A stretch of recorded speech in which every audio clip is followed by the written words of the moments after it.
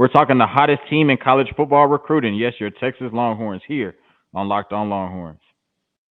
You are Locked On Longhorns, your daily podcast on the Texas Longhorns. Part of the Locked On Podcast Network, your team every day.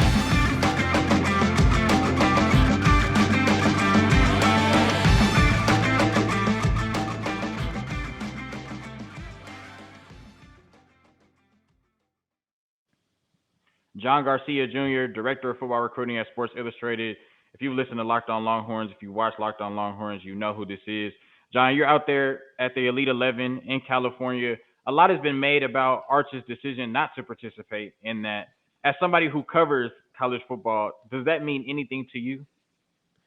Look, I'd be lying, Jonathan, if I said I didn't want to see Arch out here competing with the top guys. So yeah, I think to a degree, it certainly affects, this week where it's all about the quarterbacks. It's all about the best of the best, high level competition, college coaches out here or college counselors out here, Bryce Young, CJ Stroud, et cetera. You would love to see Arch mingling and in that conversation. But look, the family, not just with camps, with really all elements of his recruiting process, have done it their own way. I think there's been more than one path to being a potential number one recruit or the number one draft pick one day. So, yeah, I'd love to see him, but I understand the desire to try to limit him because it's been crazy, right? It's been a fever pitch. Somebody out there actually on the media side was like, I'm kind of thankful Arch wasn't here because it would have been a you-know-what show. It would have been a whole kind of circus if he was out here. And yeah, it would have been. There would have been more news channels out here. Every single person, with access to a camera would have tried to snag something on Arch Manning if he was out here. So to that level, I do understand why the desire to limit him is what they're still trying to push for in the Manning household. But yeah, for our jobs, we certainly would have liked to see him out here competing. But, we got 3 years of high school tape to go through with him. And obviously all these kids are entering their senior year of high school. So we'll get plenty of evaluation points. And that won't be a singular reason for his ranking or evaluation to be hurt. You can't really use that as a strong data point. It could be a footnote, but it can't be the data point that you hang your hat on in a quarterback recruiting discussion. So Texas and Sark ends a dynamic week by bringing in Johntay Cook. One of their top targets could be Arch's top target in the future. When we talked about Johntay Cook in the past on this podcast, the one word that you mentioned was explosive, right? And explosive is 38 catches and 18 touchdowns. That's, almost a touchdown every other catch. That tells me that he is a game changer. He commits to the University of Texas. What is Texas getting in Johntay Cook, and how big is this for the state that he stayed in the state at Texas? How big is this for Texas that he stayed in Texas, I should say? It was big. Even with the whole Arch situation, and look, this was the first guy everyone thought of, right? When Arch committed, you're like, okay, does that mean Johntay is going to speed things up and then jump in the boat? And certainly that's how it went and played out. And I think anything with Johntay Cook going as planned is a surprise, right? This kid has put out top groups and then visited other schools. And then he limited it to 3. And then people were still thinking, hey, A&M's still in this mix, even though they're not in the final 3. So for him to follow through with something and create some finality around his name, I do think not only says, where Texas has been the entire time as number one, almost at worst at times, but also the conviction he has to be a Longhorn and join Arch Manning down at UT. So I think that alone says a lot about winning this recruitment because it could have went a million different ways and it wouldn't have surprised a lot of people. So that's a strong indication on Steve Sarkisian and that coaching staff. But in terms of the player, my goodness, this is one of the most explosive and polished wide receivers in the entire country. You mentioned the production, just gaudy chunk plays and touchdowns littered throughout his tape. He's a great route runner. He can blow the top off of a defense. You could throw it to him short, and he can take it long there after the catch. There's some alpha in him as well. He is a competitive kid who really always wants to be out there competing. I've seen him hurt at 7-on-7, still out there trying to run routes. So I do think that comes with a lot of personality, and I think Johntay would admit to you that he does have plenty of personality. He fits some classic wide receiver personality types, but often if you can back it up, that stuff doesn't matter at the end of the day. If you can play, that stuff really doesn't matter. And I think he certainly offers a counter to his good friend Arch Manning, who he's now going to play with at the next level. So I think that's the most tangible Arch effect that we've seen in any singular recruit. It's not only Johntay jumping on board, but the timing of him doing so just a week or so after Arch made his public commitment. That was the most surprising part of it. I didn't think he would accelerate it this much. And again, it tells you what Arch means, and it tells you what Texas is building, particularly on offense. I think this offensive class could be the best in the country right now, and it certainly could finish that way before we get to December and eventually February. And like Arch, you talked about the Arch impact, and now it's the Johntay impact, because Johntay's been recruiting as well. And we talked about how the offense, they should be able to do that, recruiting under Sark, and then now with Arch, and you should be able to bring in running backs and receivers. We talked about the offensive line, but the defense as well. We've seen some players on that side, and one player. This is some big J journalism right here for you, John. I got some big J journalism right last week. So Johntay commits, and he's on live with Trey Wisner, somebody else. I can't forget who they was on live with. And I see Sydir Mitchell. He comments on the live. He's on the live. He says, "Not gonna lie, let's do it." So I text a couple of my boys. I'm like, don't be surprised if Texas steals Sydir Mitchell from Georgia, because every crystal ball at that point for Sydir Mitchell, this is just on Wednesday, was for Georgia. All of a sudden, over the next 2 days, 5 of them flipped to Texas. He's announcing on Sunday. There's a lot of momentum going towards Texas now. A big man on the defensive line. What is he, 6'5", about 335 pounds? Yep. If he were to choose Texas, what are they getting in this big man on the D-line out of New Jersey? Yeah, before even getting into that, how about going into New Jersey, like you just said? I mean, you talk about unprecedented. Texas is usually obviously great in the state, and they can go national. They dip into the West Coast very consistently, and we've seen them make inroads in the South, especially under Sarkisian and this current coaching staff. But I don't think a lot of people were talking about Texas in the Northeast for quite a while. So I do think that could be something really fascinating to look into going forward for the Longhorns, especially as they, one day get into the SEC in the middle of trying to remember where all these colleges are relative to their conference. But Mitchell's a beast. There's no other way to put it. Big interior defensive lineman, more athletic than you would think at 335 pounds. And there's some polish there too. Bergen Catholic is one of the premier programs in the state of New Jersey. So to have a long tenured varsity experience there means you can do a little bit of everything, and you're probably well coached along the way. So I do think that this is a guy whose floor is a little bit higher than your leaner, twitchier edge rushers that maybe Texas is coveting throughout this class. And like you said, Jonathan, this is the side of the ball we need to see it at. We know offense is good, right? You're going to get another great running back, whoever it is. You hope it's Cedric Baxter. The receiver core is already looking like the most explosive receiver core in the country. You've got the top quarterback. The O-line's got, 4 commitments. We knew that was coming. What about this side of the ball? This is where Texas has to take that next step. We saw signs of it last year in that 2022 cycle, flipping an Alabama commitment on defense and moving forward with some others. But you got to keep on that side of the ball, making really big inroads. And I think going outside the region like this is a very strong step, especially with a player, again, with as high a floor as Mitchell has. Longhorn Nation, I think we're going to be very happy on Sunday when Sydir Mitchell hopefully announces his commitment. Most of us think he will on Sunday to the Texas Longhorns.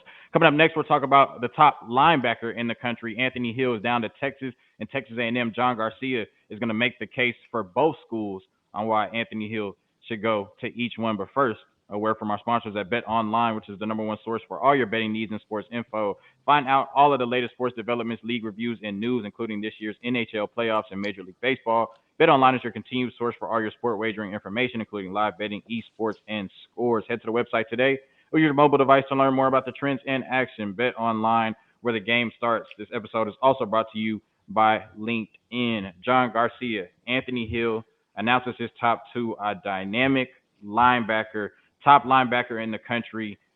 This is somebody, Texas has made it to the top 2. They need to close, but he's kind of, a lot of people thought he's been an A&M lean the whole time. A&M is still in his top two, so Texas is still going to have to fend off little brother, as we say, to get the commitment from Anthony Hill.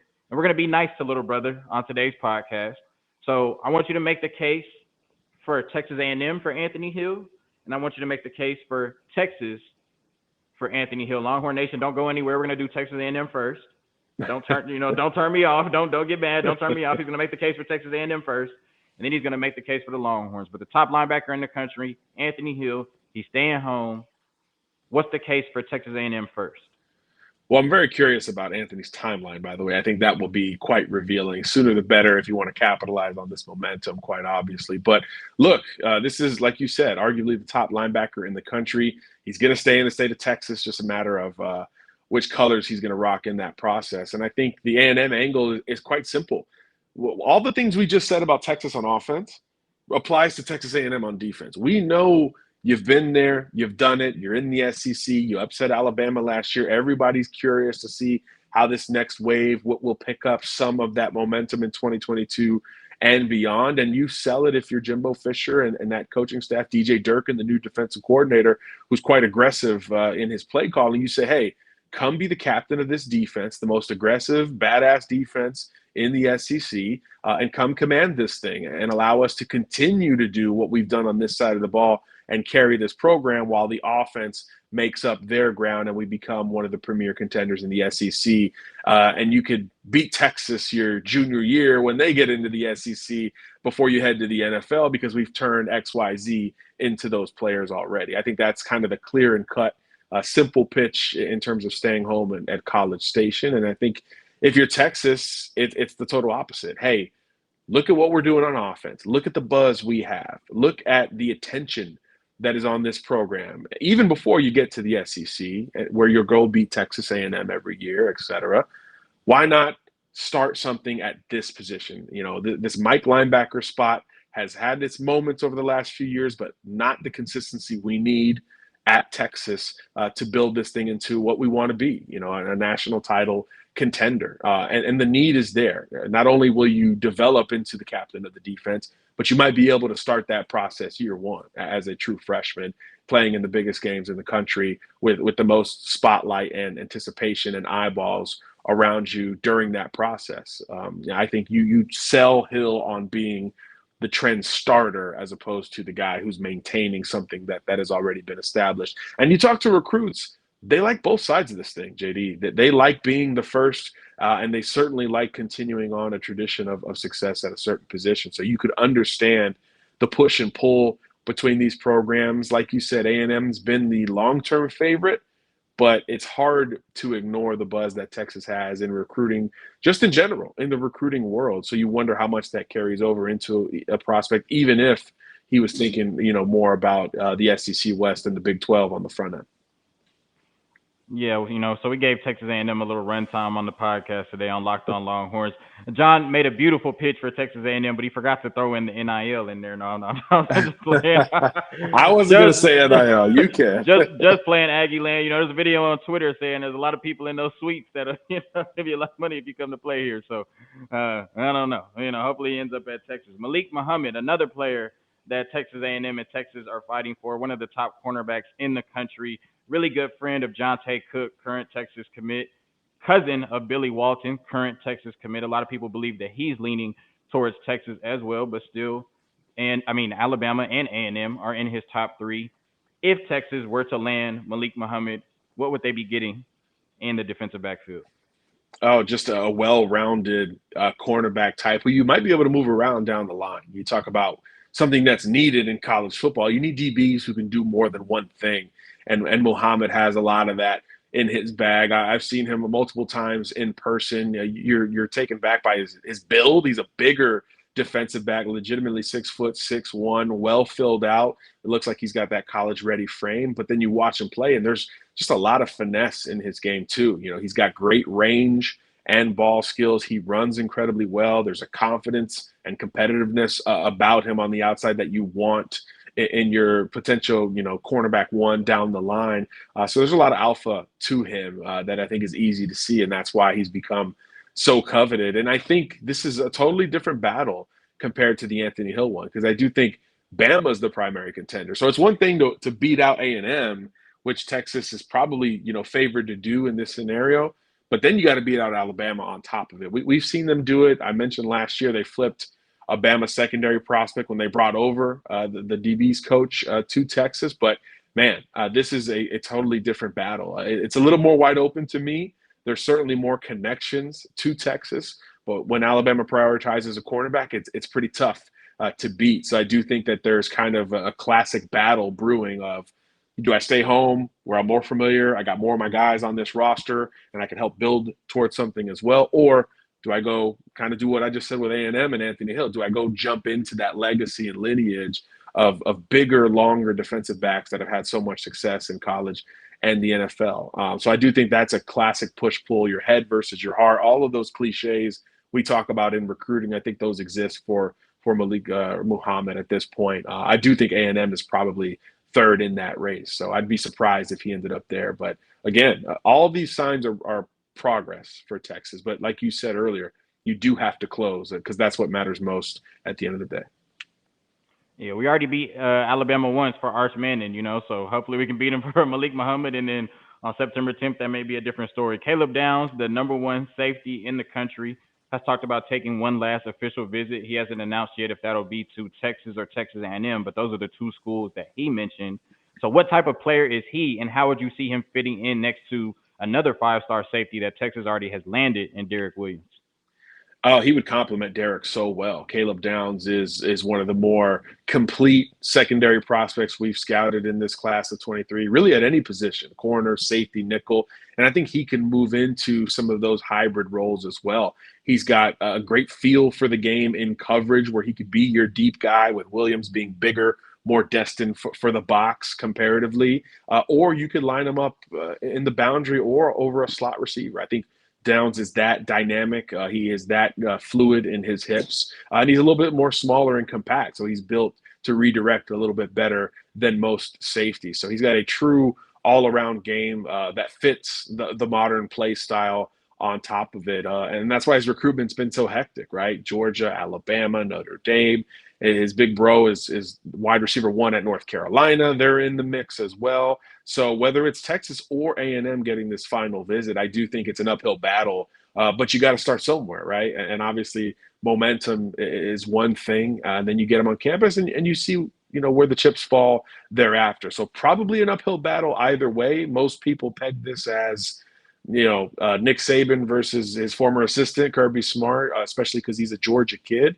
But this is, a long tenured recruit who's been a recruit for several years in terms of being a high level, highly coveted prospect. So there is a little bit of confidence in Notre Dame to stay in this race. Carolina's going to stay confident because of the family connection there in the ACC. So maybe there's enough room because there's not one tangible leader for someone else to at least join the conversation before this recruitment is put to bed. So you certainly understand why Texas and A&M would shoot their shot here. Duce Robinson, arguably the top tight end in the nation. Texas has offered him, I should say. They've already taken two tight ends in Will Randall and Spencer Shannon. But Duce Robinson, a really dynamic playmaker at the tight end position. He is thought to be leaning towards one of the Big Ten's newest schools in USC, but Texas has offered him and he hasn't committed yet or signed, so they still have a chance. What type of player is he? And obviously he's a player you would have to take. So then how would Spencer Shannon and Will Randall fit into that if they were able to land Duce Robinson? Yeah, Duce is special. I mean, there's really no other way to put it. He was out here catching passes at the Elite 11, and he's one that even if you didn't know who he was, you went to find out. He was that kind of big physical specimen on the outside, seems to have a great attitude along the way. I think he took the most reps of all the receivers, and he's a big, hybrid tight end type. So the ball skills, the athleticism, the ability to get in and out of his breaks at, 6'5", 6'6" is really special. It's just not something we get to see on the trail a lot. I told a colleague of mine at SI, watching him, I said, man, he's kind of like a Reek Gilbert, like in just the way that he's running routes like a wide receiver, although clearly he is too darn big to be put in that category. So there's a lot of special upside with Duce Robinson, who plays like 1,000 sports in high school, by the way. So he's not even scratching the surface of his potential from a polish and technique standpoint. So that's why everybody wants him. And yeah, I think USC has some buzz. You know, Caleb Williams was out here throwing the first day of the Elite 11, and he was talking a little bit like, yeah, we're going to see this in a couple of years in LA. And Duce was certainly reciprocating that energy. He was rocking some USC gloves. But, you know, as me and colleagues here have talked to him, there's a sense that, one, this race is far from over, and two, that Texas is kind of a sneaky contender in this thing. He's got family in the state. He is friends with Arch Manning, which, I mean, it seems like that's all you need to have a qualifier into potentially being a Texas commitment at this point. They met on a visit to another school, actually, and have spent time connecting since that point. So we don't know a lot about Arch Manning, the recruiter, but we are starting to figure out that, you know, he's spreading his wings a little bit and getting in with some of these top uncommitted recruits. It's not just him picking Texas. There's some work he's putting in here in the process. And if you win a recruitment like Duce Robinson, that even the coaches at the Elite 11 were thinking, this is a USC kid. If you win that and you upset that recruitment, I do think that, again, it's another indicator of where this thing could be heading from a class ranking standpoint and from a reach standpoint to go into Arizona and pull a long-term target of Lincoln Riley's on offense, no less. So I think that would be quite fascinating. And again, kind of par for the course, dating back to those Oklahoma days there. So Sark versus Riley is something that's not dead, even though they all keep changing schools, and now both of them will change conferences in the next couple of years too. And speaking of USC and what you just talked about, we'll get you out of here on this. How big is this, and what does this mean for college football moving forward, that USC and UCLA, the city of Los Angeles, basically, is moving to the Big Ten? Well, beyond the shock that all of us had yesterday, man, it's just the latest indication of change. I think it started with you guys, right? It started with Texas and Oklahoma's move to the SEC, put everyone on notice. Hey, let's create an alliance to combat the SEC because they're getting too big and powerful. Well, now all of a sudden the Big Ten has pulled back and like, hey, you guys can have the alliance because if we can go get USC and UCLA, get that LA market, we are going to do so. So now the movement towards super conferences is really officially underway, and it's becoming a rat race with the Pac-12, the Big 12, and the ACC, to where you're like, okay, where are you going to start to fall on this thing? We thought at one point it was going to be like 3, 4, or 4 super conferences, but now the indications are at 2 and counting, right? So the Big 10 and the SEC aren't going anywhere. So it's just a matter of who's going to start to fall in line between those two conferences. And just in the last 24 hours, we've seen reports of Notre Dame, of Oregon, of Washington, of Arizona State looking to get into the Big 12. There's a whole lot of questions being asked right now from every direction. These conferences looking to pull in schools, and these schools looking to cover their backs by looking into some of these other conferences. So change is afoot in college football. It's one of those things that you just got to adapt with or die, right? Like the saying goes, you got to adapt and try to jump into one of these boats because the ship will be sailing here pretty soon with the super conference conversation. So luckily for your audience, Texas is quite comfortable in all of that conversation with the resources they have while they move into the SEC. But yeah, the change is coming really quickly and surprisingly, but it's something that we should start to expect more of going forward, in my opinion. John Garcia Jr., Director of Sports Illustrated, Director of Football Recruiting at Sports Illustrated. I got to say that. At Sports Illustrated on Locked On Longhorns once again. Thank you all for tuning in, Longhorn Nation. As always, enjoy your weekend. Peace.